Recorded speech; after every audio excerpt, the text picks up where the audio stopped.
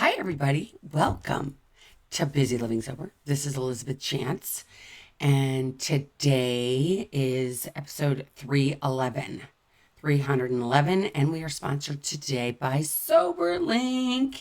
Each and every person in the fight against addiction has their own reason for recovery. Maybe a husband, wife, daughter, son, mom, dad, best friend, colleague, job, hobby, or just for yourself. Whatever your reason for recovery, we're all in this together. On Busy Living Sober, our mission includes information on how to break the stigma associated with addiction, because that's my biggest thing. That's why I even started this, is to get rid of the stigma that's associated with addiction. That's why I've partnered up with SoberLink to expand and strengthen our community even further. SoberLink is a remote alcohol monitoring technology created to help provide accountability for people in recovery. This system includes a high-tech breathalyzer device with facial recognition that allows you to share your sobriety in real time with loved ones who can offer support in the event of a slip or a relapse. SoberLink has helped hundreds of thousands of people document proof of sobriety in real time to help rebuild trust and foster peace of mind. SoberLink is currently building a strong community of people in recovery. Get inspired and inspire others today by joining the community at www.soberlink.com/BLS for Busy. It's been so fun. So how is everybody? It's Wednesday, August 31st, 2022. Oh my gosh. Oh, it's almost over. Can you believe it? It's almost over. It's the last day of August. Tomorrow's September. Where does time go? I have no idea, but it feels like it slips through my hands like nobody's business. But here we are. And so I think a lot of you know that I've told you that I get up in the morning and I have this routine, and I've heard so many people talk about it. I just heard Mel Robbins talking about it actually yesterday, how important it is to have a routine in the morning. And so, my routine is that I get up, I go out on my porch, and I have a little waterfall. So I have some water, and I light a candle, and I have a little Buddha there, and I have a Lakshmi, which is this goddess from India, and who brings supposedly wealth and not only financially, but wealth in spirituality, which is really my goal, is a spiritual thing. And so I sit out there in front of those little statues, and then I write in my journal what I'm grateful for that day, or what happened yesterday that was still in my head that I wanted to get out, instead of carrying it into today, because today's a brand new day. So I let all that go, have my gratitude list, and then from there I meditate, and I meditate for about 20 minutes, sometimes 5 minutes, sometimes a minute. When I was first meditating, I only could do it for literally 1 minute because it was too much, and my head just bounced everywhere. But the longer I practice, the longer I can meditate for. So while I was meditating today, all of a sudden my topic came up. And my topic today is, what is standing in your way? What is literally standing in your way? What is in your way of getting your dreams, getting your goals? What is in your way of getting, let's say, putting down that drink? What is in the way? What keeps blocking you from doing maybe what you want to do, or what you feel like is best for you to do? What is getting in the way? I want to think about it. Think about it. Well, I can come up with a couple ideas that might be standing in your way. And one of those things that I think stands in our way is what other people are going to think. Now, these other people can be family, they can be friends, they can be relatives, they can be neighbors, they can be acquaintances, they could be, it's other human beings walking on this planet are going to judge you. That could be what's standing in the way. Can you imagine that? You're letting someone else's thoughts that you don't even know if they're going to have stand in the way of you going for what you really want, or what you really think you need. You're going to let that get in the way.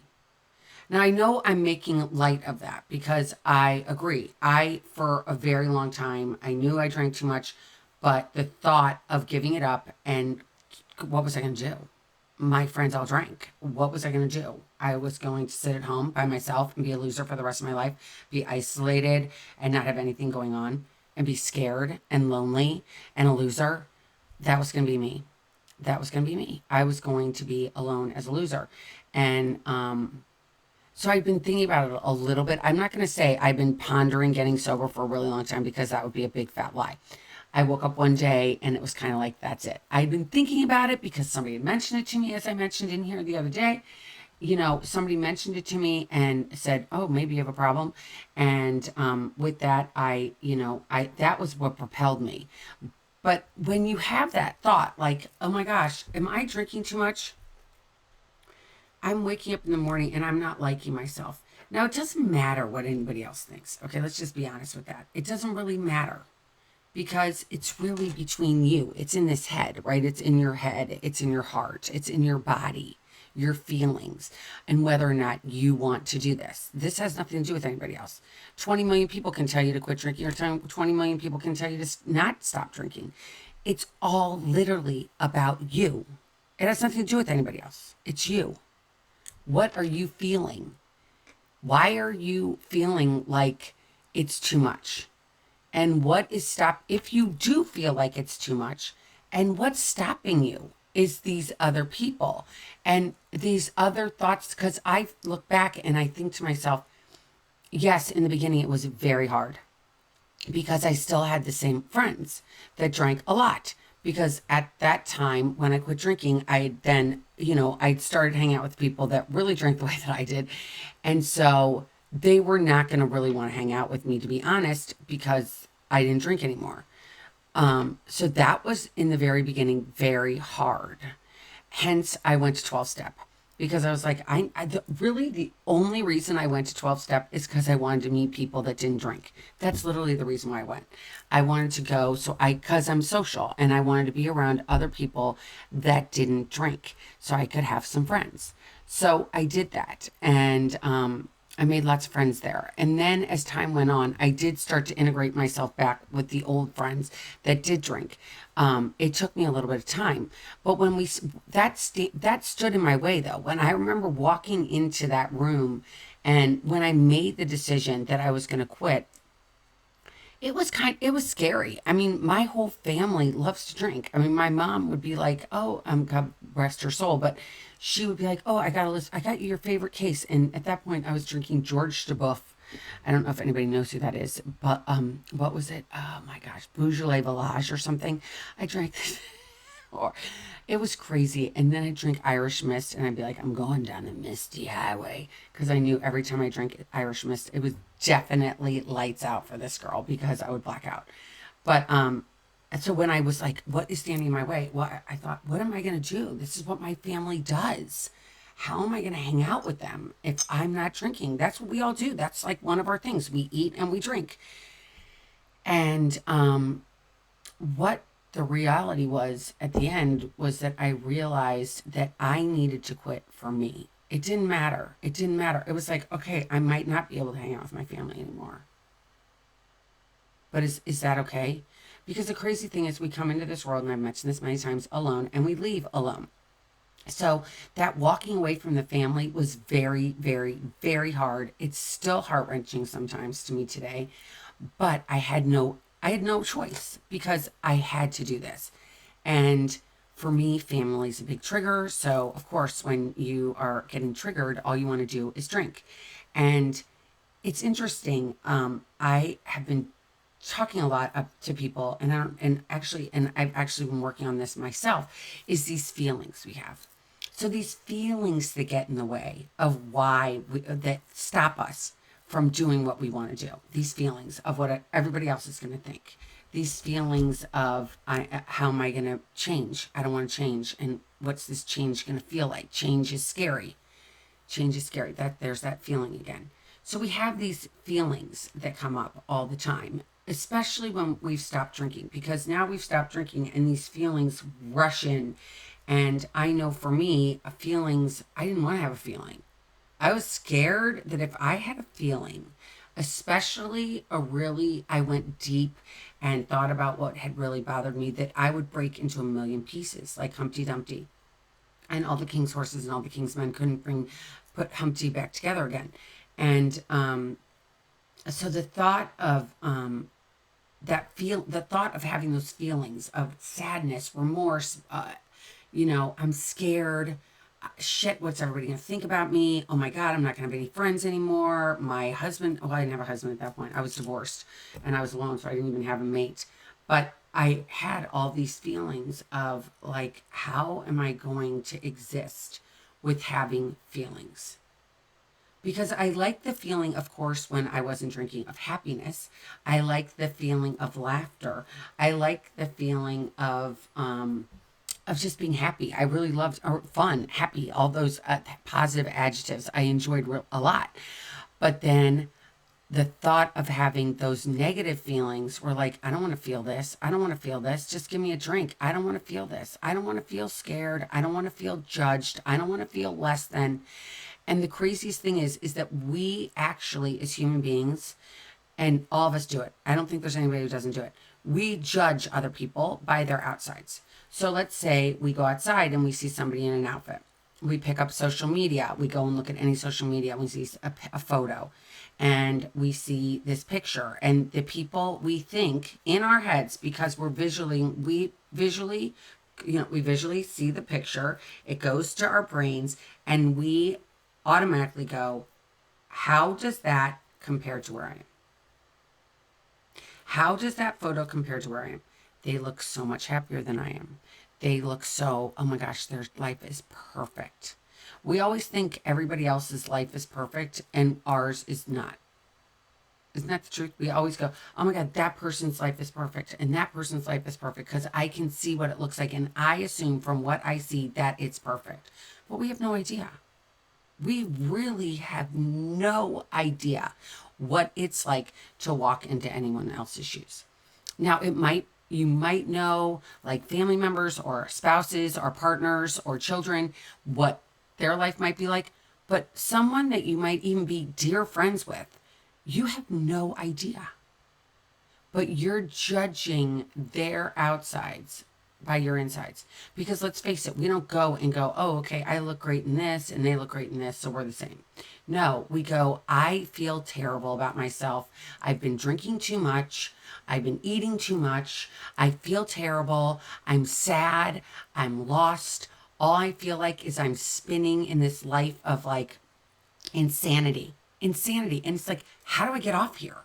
How do I get off this freaking train? And I think the biggest thing is standing up for yourself. Looking at that thing that's standing in your way and acknowledging it. Okay, I'm going to acknowledge that my friends are standing in my way. I know they're not intentionally standing in my way. I know they're going to probably be excited for me at one point. But right now, they are standing in my way and I'm scared of that. So we can identify what it is. What are you scared of? I'm scared that my friends aren't going to like me anymore. I'm scared that I'm going to be alone. I'm scared that people are going to judge me. I'm scared that people are going to look at me as a loser. And I could go on ad nauseum at what people are going to think about us. But if we can identify what we're scared of, it's kind of like when we were kids. I know when my kids were little and they'd sleep in their beds, right? And then they'd go, oh my God, I'm so scared. I'm so scared. And they're so scared, and you're like, what are you scared of? Well, there's a boogeyman. I know there's a boogeyman. And you're like, no, there's no boogeyman. Yes, there is, Mom. I swear there's a boogeyman. And then you get up and you go and you're like, well, where is the boogeyman? Well, it's under the bed. So we go, and back then we'd have to use a real flashlight. Today we can use our phones. But you light up underneath and you'd be like, there's no boogeyman. And then you'd go and you'd open the closet door and you'd say, there's no boogeyman. It's all okay. But we gave that child a peace of mind. And we as adults can give ourselves peace of mind by going, this is what it is. I am scared at what Sally's going to think. She's not going to like me anymore. We're not going to be friends anymore. The only thing we have in common is drinking. I'm going to be alone. I'm going to be so alone. And I don't know what I'm going to do. Okay, the idea of that is just so overwhelming. I'm just so scared. Now, is that overwhelming fear larger than what you want for you, that's standing in the way of your dreams and what you want to do for you? Is that standing in your way? So you identify it doesn't have as much validity, right? It's not as big of a deal. You're like, well, Sally's really not going to care. And if she does care, we're obviously not meant to be friends. And, people come into our lives and leave from our lives all the time, right? There's people come for a season and leave for a reason. And sometimes we have to shed friends so that we can grow as a human being. We want to change our path. We're like, we've been on this road. This isn't working anymore. So I'm going to steer my way and go over to this way. Because I think this way may be different. And I want to try something different because I can tell you on this road, I haven't been happy and I'm not having fun and I don't like myself. So I'm going to go and I'm going to steer and I'm going to turn left or I'm going to turn right and I'm going to get off this road and I'm going to try something different. And I am going to be open to meeting new people and having new opportunities, new adventures, new experiences with these people on this other road. That takes a lot, right? It takes a lot. I make it sound, I think, sometimes easy, and it's not. And it's literally getting past this stuff one day at a time, 1 minute at a time. It's literally getting the ability to say, I'm going to do whatever it takes. I don't care about what's standing in my way. I don't care. I have a wedding coming. It's Halloween soon. It's Labor Day. It is Labor Day this weekend, by the way. Happy Labor Day. And you're going to go to a barbecue. And you're like, every time I go to a barbecue with these people, I end up trashed. I end up waking up, looking at myself in the mirror and going, what the hell did I do last night? Or looking at your phone. Thank God I say this all the time. Thank God there was no social media when I was drinking. I swear to God, I'd be in prison. But you wake up and you go, oh my God, I feel like shit. You'll wake up, you'll go to the barbecue on Sunday night, let's say. And Monday you wake up and you're like, oh my God, what did I do? How did I do this again? I'm going to tell you that's how you're going to wake up if you pick up a drink. It just is. Or you may be okay. Now, this is like literally up to you because it's like there's nothing worse, I'm going to tell you, than trying to control your drinking. Okay? To try to control it. Go, oh, I'm only going to have one. Okay, you have one. Now what? I just had one. Okay, I had my one. I only told myself I was going to have one. I really want two. I really want another one. I really want another one. Who's it going to hurt anyway? I'm just going to have another one. Please just let me have another one. Who's going to care? It's about me. I don't care. I just have one more. And you go up and you have one more. And then all bets are off. You're done. You're out. And you're like, why did I do this? Or you spend the entire night thinking about this stuff and you're totally not having fun because the entire time all you're thinking about is this liquid. I need to get it. I need it. I need it. I need it. And then, oh, I can't have it. I can't have it. I can't have it. I told myself I wasn't going to have it. Oh, I want it so bad. No, you can't have it. Yes, you can. I want to have it. No, I can't. And we go through this inside of our heads when we are trying to control our drinking. At least for me it was. I was like, I can't do this. Like the thought of going downtown to a restaurant when I was drinking and thinking, oh my God, I cannot drink because I have to drive.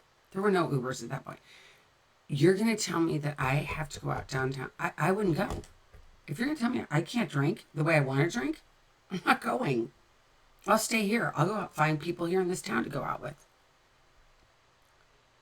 And it's, God, it just takes over everything. It's like a personal prison. But it stands in our way of joy. And it's just waking up and going, what did I do again? And looking in the mirror. I can still remember it.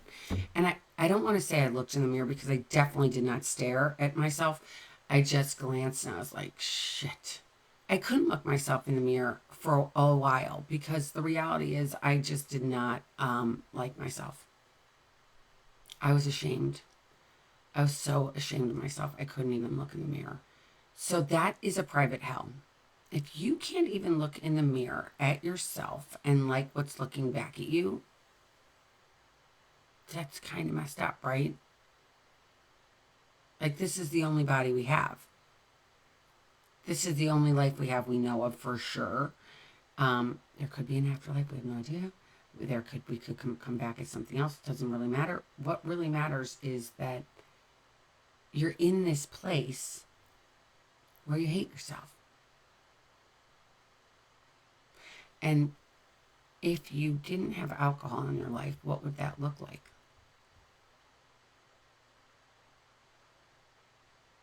It's too scary to look at, right? Is it too scary to take that time to go, all right, I'm going to try it. I'm just going to try it. I'm going to see how I feel. And I'm going to do it one day at a time. I'm going to do it one day at a time. And you're probably saying, well, how am I supposed to go to Labor Day? How are you supposed to go to Labor Day? Taking care of you. Have you ever done that? It's really weird. I feel like we don't take care of ourselves in this. They don't teach us to take care of ourselves, do they? I don't think they do. I think they definitely tell us to look at ourselves compared to other people. And that starts at a young age, right? We start saying to people, like our kids, at least for me, look at how that person's dressed. Look at how that person's dressed. That's how you want to dress. We all want to look the same. We all want to feel the same on the inside, right? We start judging ourselves at a very young age. And we're like, I don't fit in. I don't fit in. Because what I see from my eyes does not match how I feel on my insides. Does not match. That's where the mental health problem comes in, right? And right now, with social media being what it is, it's just taken it to another level. Not only that, but COVID, right? COVID just had us locked in our houses. And oh my God, just thinking about it. We're not meant to be thinking about ourselves, by the way, all the time. We're supposed to be spending time with other people. We're supposed to be spending time with people that bring us joy. We're supposed to spend time with people that we can relate to, or people that maybe have different views and we can actually talk to and learn new things. We're supposed to be around others. We're not supposed to be alone on these stupid devices all the time. I don't think so. I don't find joy in doing, being on these social media platforms. I would much rather be around people. I love a hug. I love eye contact. I love seeing a smile. I love the joy that you get just being in a coffee shop with people and just watching people. I love going to an airport. I love going to a train station. I love human beings. I love human beings. And yes, they're scary and they judge us and they look at us strange. I had somebody that came up to me and literally went up and down. And that was interesting. And you're like, do you want to take a picture? It lasts longer. But it's this thing that it's like we hate people, but we love people. It's this total dichotomy we have inside of ourselves. It's like we look at Facebook because we're human. We want to see what these people are doing. But then if you take a deep breath and you look at what you're doing and really like what it is that I'm doing? I'm spending my time watching other people's vacations. I'm sitting here on social media and I'm watching other people live their lives. And I'm sitting here in my house and I've wasted all this time watching these people over and over, these reels, the dancing, the da da da da da da da. And I'm just sitting here and I've just wasted my life watching other people living and comparing the fact that they're living to me sitting here in my house, in my car, at work, watching other people so I can feel bad about myself. And there's a whole rhythm to it, by the way. You know that this was like done professionally. Like they made it addicting. And we fall into it all the time because our society is all scared. We're all scared. What's going to happen next? Oh my God, we're not going to have enough gas. We're not going to have enough money. We're not going to have enough this. We're not going to have enough that. Okay, well, there's been many generations that have gone without, and they made it through. And I think we're going to make it through too. But I think that if we let this screen of other people stand in the way of our joy, it's time to put down the screen. It's time to get off social media. It's time to get outside and live, right? It's time to maybe pick up a book and at least imagine what it's like to live in a different time by reading a book. Reading a book is better time spent because you get to use your imagination, that imagination you have in your head that you haven't used for so long. You can sit and enjoy a book. You can sit somewhere and watch people. You could go just sit in a park and watch people and be like, this is what I'm doing. I'm people watching. I don't have to be ashamed of this. I'm people watching. Watch how many people are on their phones. It's insane. It's insane. Young people. It's the craziest thing. These kids, I don't know if I mentioned this last week, but I was with my son, dropping him off at college. And I get into the elevator and with my son, and other kids are in this elevator and they're at college, and all of them are on their phones. I don't have my phone with me right now, so I don't have it to show to you, but they're on their phones and they're not even saying hi to each other. They're not even meeting each other. They're just on their phones. So they'd rather be here on this phone watching what other people are doing than being present in their feet saying hi to another human being. And we wonder what's wrong with our society. It's crazy, right? And it's like the root of everything. I think it's root of all the mental health that's happening in our society today is this wanting to escape who we are instead of delving in and finding out what makes us tick as humans. What do you like? What do you really like? Not what everybody else likes. What do you like? What makes you happy? Do you even know anymore? Maybe you like eating Rocky Road ice cream. Maybe you like going on walks. Maybe you like rock climbing. Maybe you like yoga. Maybe you like power walking. Maybe you like mint ice cream. Whatever it is, maybe, what kind of books do you like? Do you like mysteries? Do you like historical fiction? Do you like biographies? What do you like? Do you even know? Well, we don't spend time finding out who we are anymore because we spend all of our time looking at other people, and judging other people against how we're feeling on the inside, and it stands in our way of joy because you will not find any joy from social media. I'm going to tell you that right now. How would you find joy? By what? Maybe if you really like watching dancers, that brings you joy and you can laugh, or you watch a singer and that brings you joy. But watching your friends go on vacation, if that brings you joy, really? Okay, because all it would bring me is envy and jealousy, right? And those are deadly sins. So why would I want to go and be jealous of somebody else? Why would I want to go compare my inside to somebody else's outside? So I feel like shit and I feel terrible and I'm scared and I don't look like them and I'm an asshole and I'm a loser and I'm a drunk and I'm all this and I'm all that. And I compare it all to everybody else and just, get me a drink or let me hurt myself. That's what it boils down to. All these things stand in your way. What is standing in your way? If it is this stupid social media, put it down. I am like, it's very difficult for me to do it for my work because I don't really even like to. I don't like to do it. I really don't. I don't even want to. And I know everybody says, well, if you want to get popular, you're supposed to be on social media. Well, okay. I put my things on YouTube. Okay. And I put them through these other wonderful, you get to hear me on iTunes and you get to hear me on Spotify. But to really go and record myself and tell you who I am on Instagram or Facebook, I don't know how much that really does for anybody. Does it? I guess I don't know. I don't know. I just know that I don't know if the good outweighs the bad. I really don't. I think it doesn't. I think the bad is much, I think that it messes with our psyches too much. And so whatever is standing in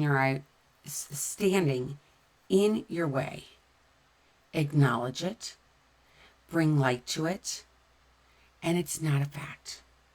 You can change this. You can change how you feel. You get to do it. You have the tools in your head. Literally, just write it down. Get quiet. Enjoy your life. This is the only one you get.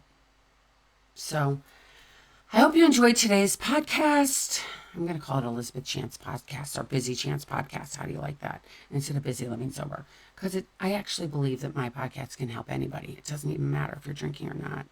So that's all I have for today. Happy Labor Day. I hope everybody has a happy and healthy Labor Day. Stay true to you. Remember what other people think is none of your business. And keep getting busy. Living. Just living for you. Find out what makes you tick. Figure out what book you like. I'm going to give you some recommendations next week. So tune in. And until next week, keep getting busy. All right, living sober, and take care. Love you all. Thank you for listening. Thank you for subscribing. Thank you for being my people. Thank you for being my posse. And if you like this, share it with your friends. Subscribe to my channels. And take care of you this week. All right, take care, everybody. Keep getting busy, living sober. Bye.